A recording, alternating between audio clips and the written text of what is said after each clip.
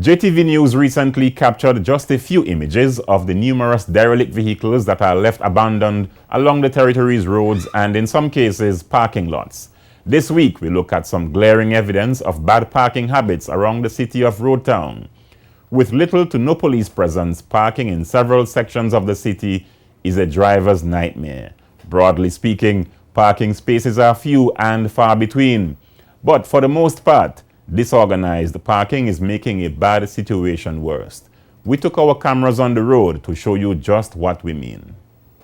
Indiscriminate parking continues to be a problem in several areas around Road Town, and right in this parking lot in the vicinity of Geneva Place, CCT, Digicel just across the road there, Labor Department and Immigration Department, you have cases where vehicles like this one are parked here for extended periods of time. In fact, this in itself appears to be a derelict. These two vehicles are jammed very close to each other. They are in their respective parking spaces, but across here, they can't get out because you have two vehicles and sometimes it's a long line parked in this area, making it difficult for others to come in and access vacant parking in this case and another vacant parking space over there as well. So the whole area needs to be policed properly, but we're not seeing police presence here. And very often folks are stuck, can't move. At times it's an emergency and they can't get out and there is no one to call on.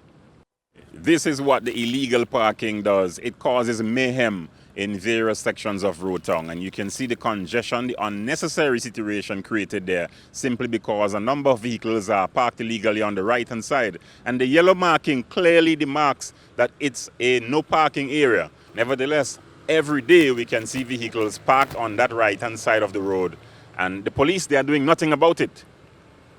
The situation is getting so bad that we're not sure who did, but in this Bolo's, Bobby's parking lot area, some control measures have been put in place, and you can see those cones over there along with the buntings strung between them. And the plan there, the objective there seems to be to restrict folks from parking close to those trees.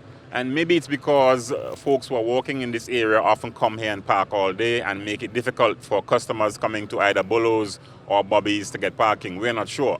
But clearly, a control measure was put in place. However, that too is also causing even more problems for motorists because the parking spaces are already limited. So many vehicles, so few parking spaces here in Road Town.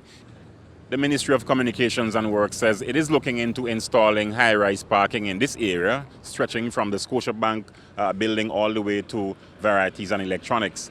However, no clear timelines have ever been given